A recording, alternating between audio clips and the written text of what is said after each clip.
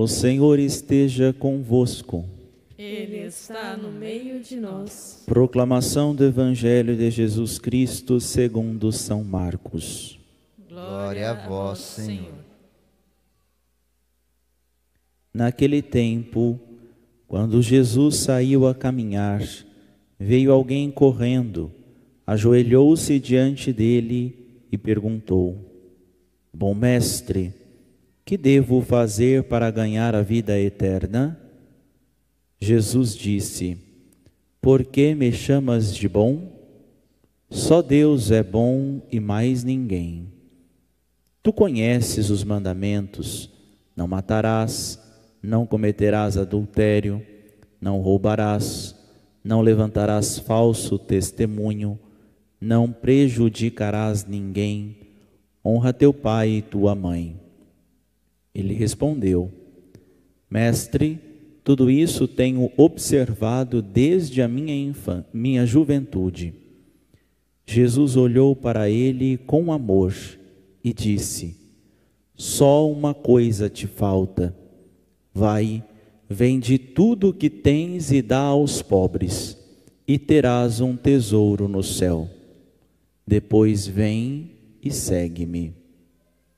Mas, quando ele ouviu isso, ficou abatido e foi embora cheio de tristeza, porque era muito rico.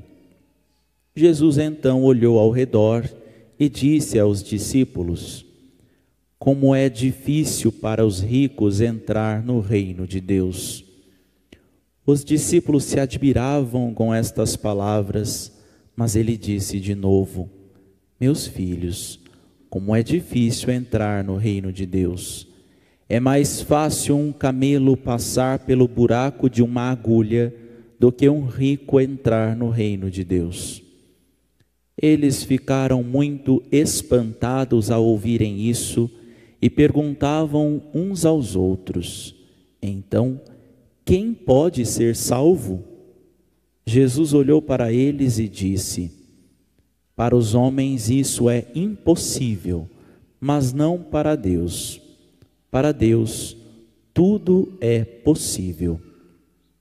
Pedro então começou a dizer-lhe: Eis que nós deixamos tudo e te seguimos. Respondeu Jesus: Em verdade vos digo, quem tiver deixado casa, irmãos, irmãs, mãe, pai, filhos, campos, por causa de mim e do Evangelho, receberá 100 vezes mais agora, durante esta vida, casa, irmãos, irmãs, mães, filhos e campos com perseguições, e no mundo futuro a vida eterna. Palavra da salvação. Glória a vós, Senhor.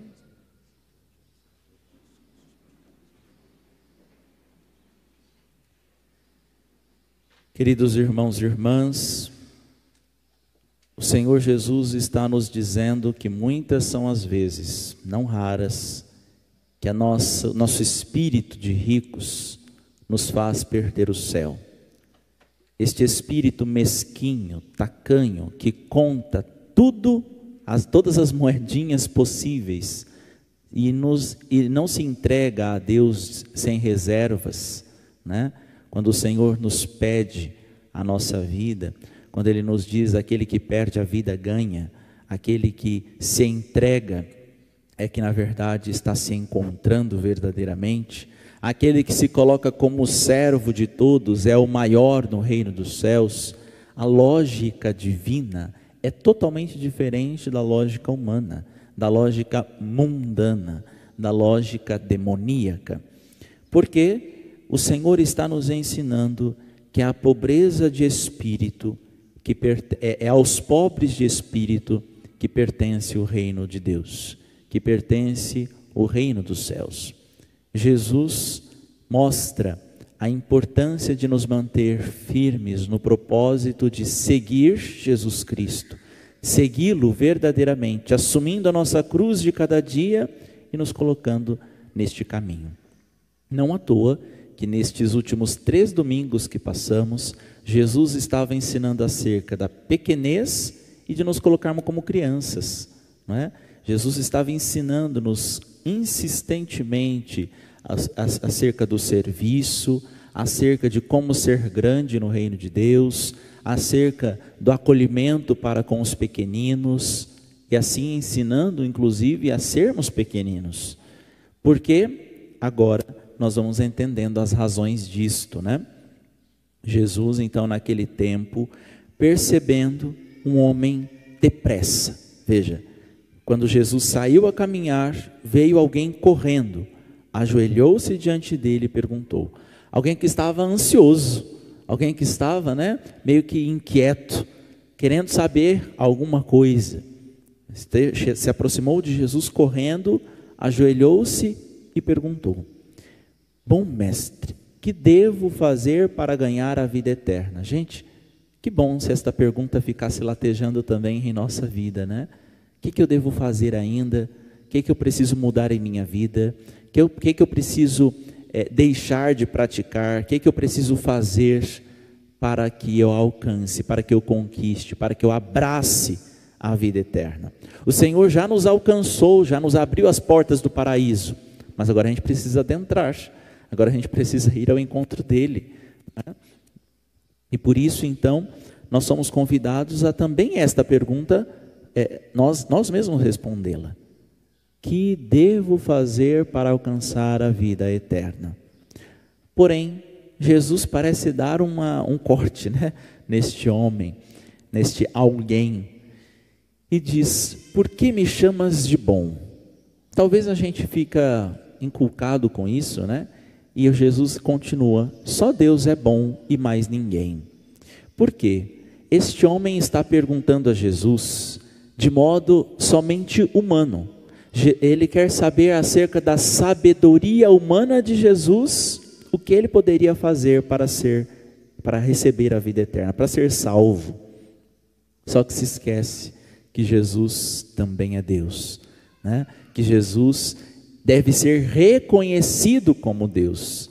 E é por isso que Jesus mesmo está dizendo: você está me reconhecendo como mestre, somente como alguém humanamente sábio, mas eu sou a sabedoria encarnada, eu sou Deus encarnado, e que por isso também posso ser chamado de bom, não por ser reconhecido um bom pedagogo, um bom mestre, um bom professor, não, mas porque eu sou Deus. E é isso que está escrito na primeira leitura que escutamos hoje do livro da sabedoria. Veja: orei e foi-me dada a prudência, supliquei e veio a mim o espírito da sabedoria.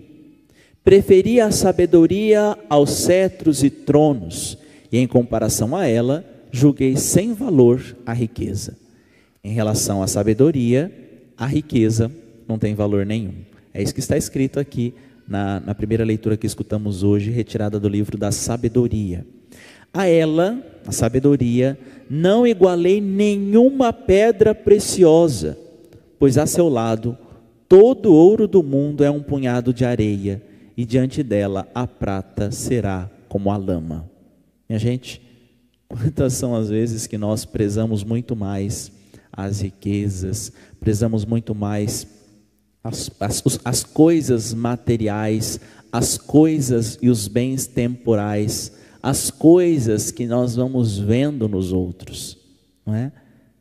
Ninguém quase tem inveja da inteligência alheia, ninguém quase tem inveja da sabedoria alheia, ninguém quase tem inveja da retidão de vida alheia, sente inveja da riqueza, sente inveja dos bens materiais, sente inveja da família, sente inveja, vai sentindo inveja das coisas, das pessoas que estão ao entorno e coisas semelhantes.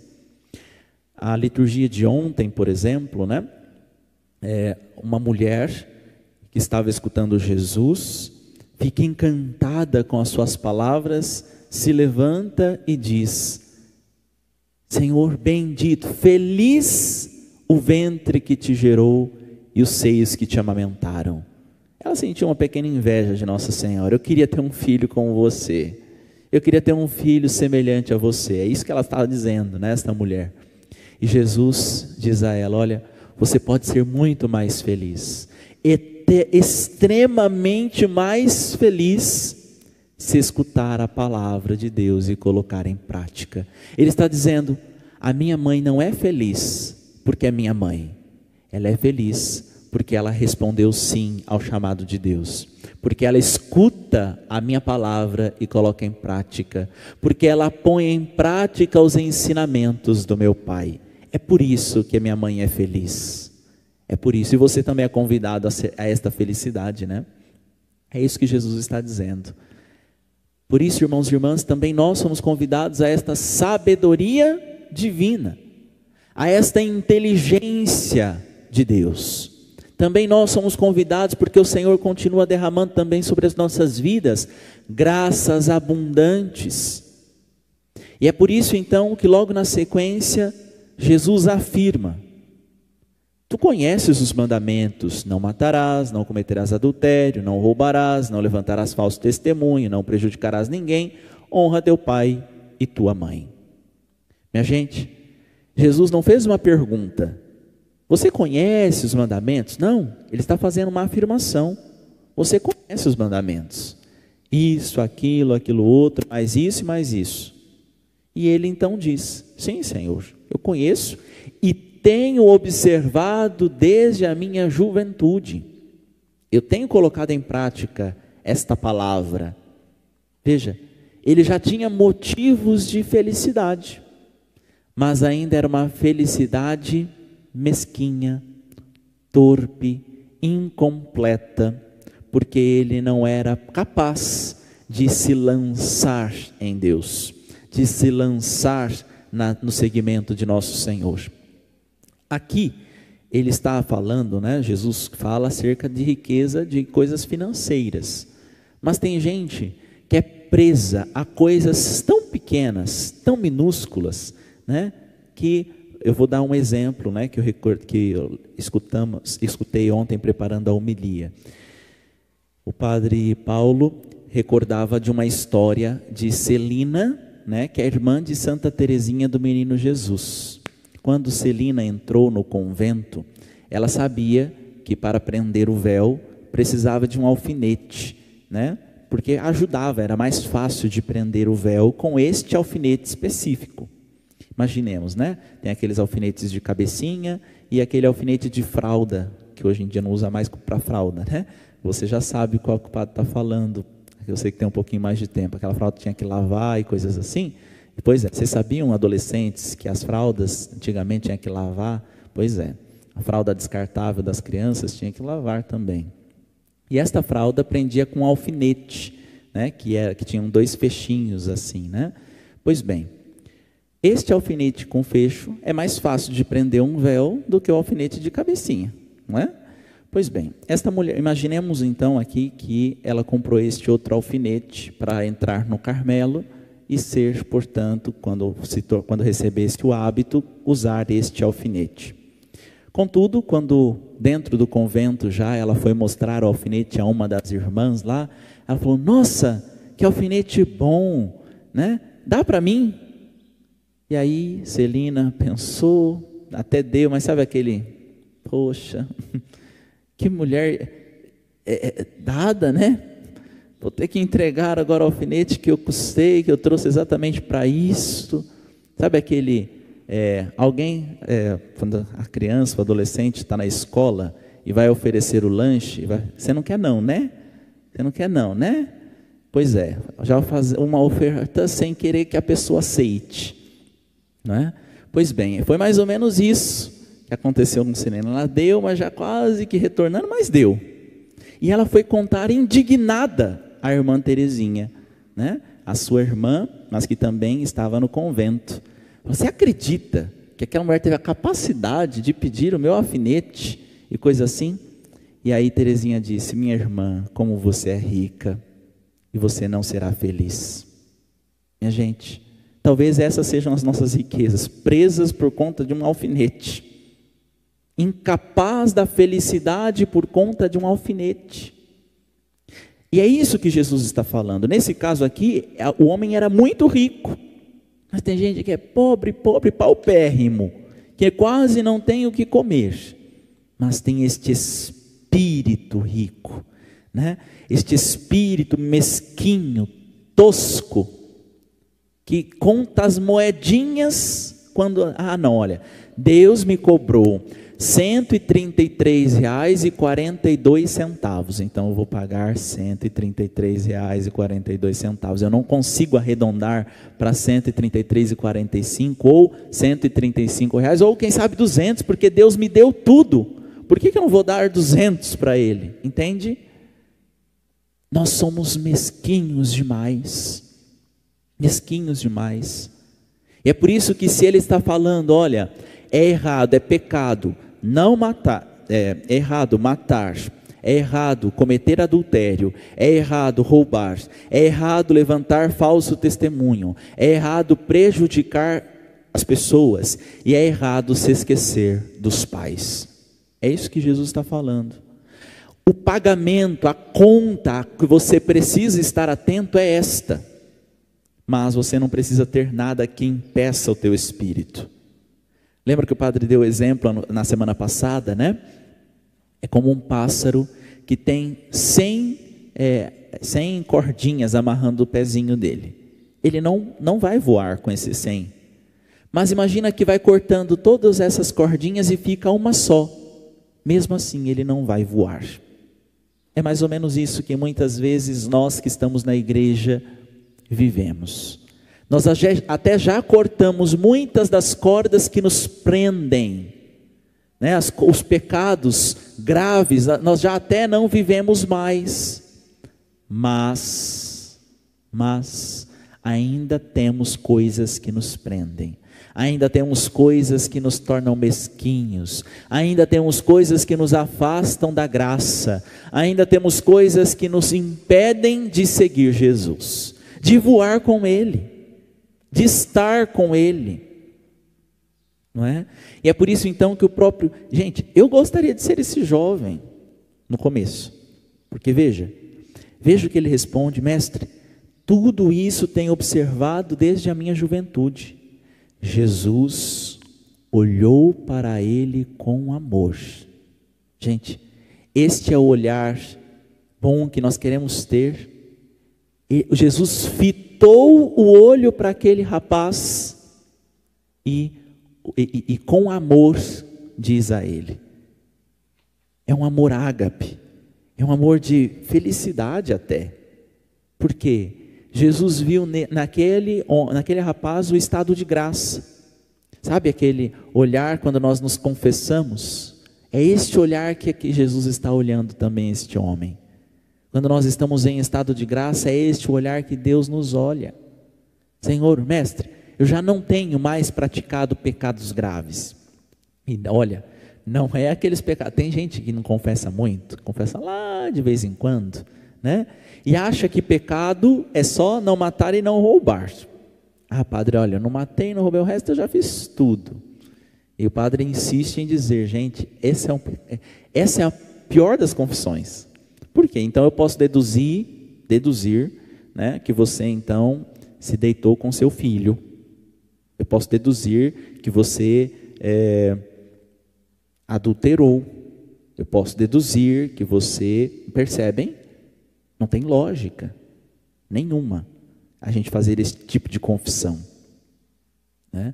Tudo bem, você não matou, não roubou, porque isso está inclusive no Código Penal. É uma coisa ruim até civilmente.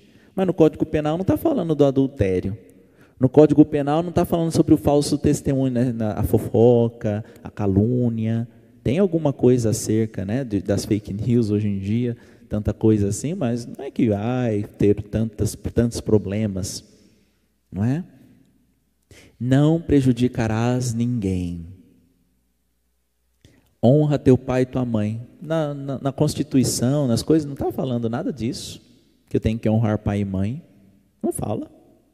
Mas na palavra de Deus, sim, né? Que bom que se fosse, nós já teríamos isso aqui resolvido.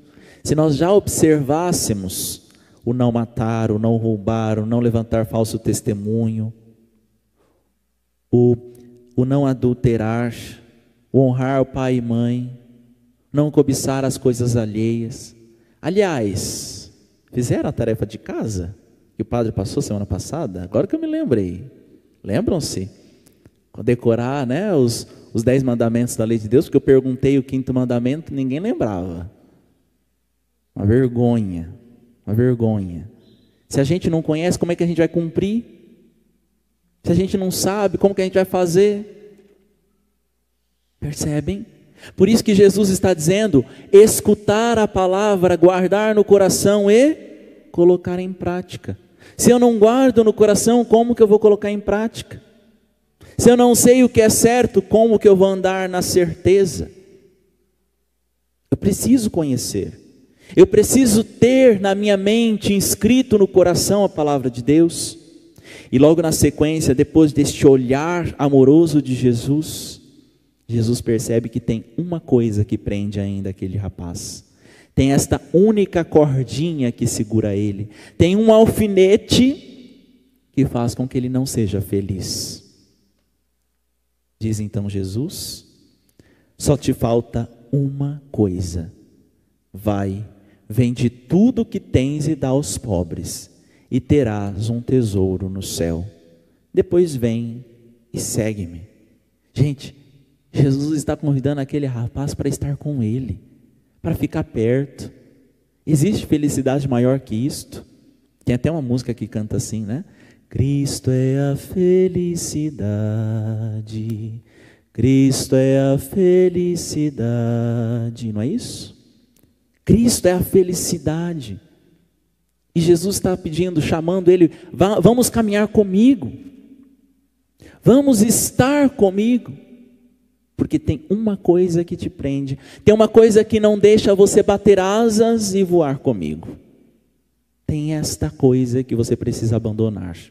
Tem este alfinete, tem esta situação, tem esta cordinha que ainda te prende. E então aquele rapaz ficou abatido, indignado, quase que indignado. Como que Jesus tem a capacidade de me pedir uma coisa dessa? Por que ele está pedindo para eu arredondar a conta? É quase isso que ele está falando. Como isso é possível? E então foi embora, cheio de tristeza, porque era muito rico. Jesus então olhou ao redor e disse aos discípulos, como é difícil para os ricos entrar no reino de Deus. E aqui, não está falando somente, exclusivamente, aos ricos financeiramente, mas a exemplo que eu dei, né, da Celina, que não tinha nada financeiramente, dizendo, mas tinha um alfinete. Este alfinete, minha gente, fazia com que ela não conseguisse passar pelo buraco da agulha, não conseguisse, né, adentrar o reino de Deus. Faz a riqueza de espírito, né, esta coisa que faz crescer em nós, nos deixa muito grandes, muito gordos, e aí a gente não consegue passar pela porta estreita que é Jesus. A gente não consegue entrar, não consegue ir ao encontro do Senhor. Tem um mosteiro na Europa, eu não me lembro agora o nome, mas depois você coloca assim, Porta Estreita Mosteiro.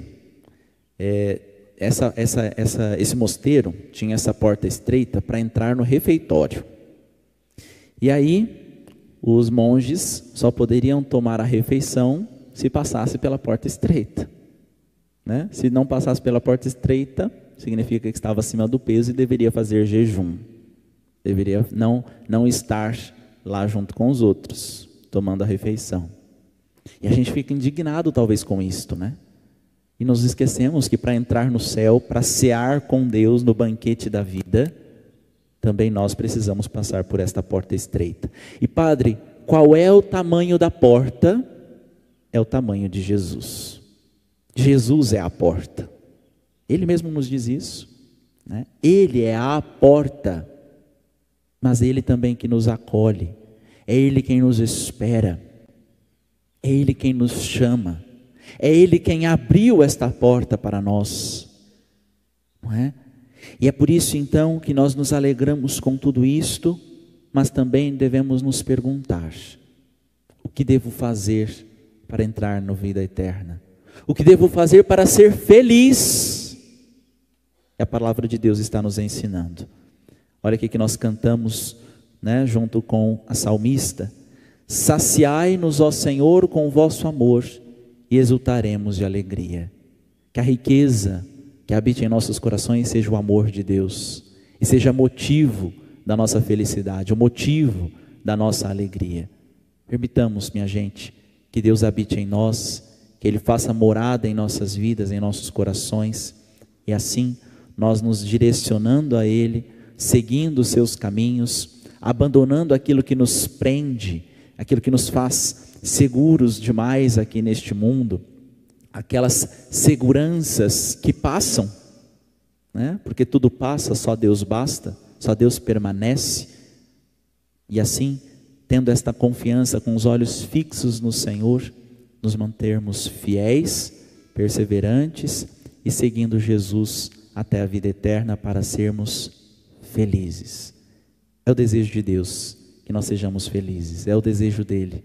Então, eu tenho certeza que também é a sua vontade, também é o seu desejo. Por isso, permita que o Senhor te peça e pague. Não tenha mesquinharia, não tenha desejos de ficar contigo, coisas que vai fazer com que você perca a felicidade, como este rapaz foi embora triste. Tenho certeza que se ele tivesse vendido, apesar da dor, da dureza disso, certamente ele seria feliz. Professemos nossa fé.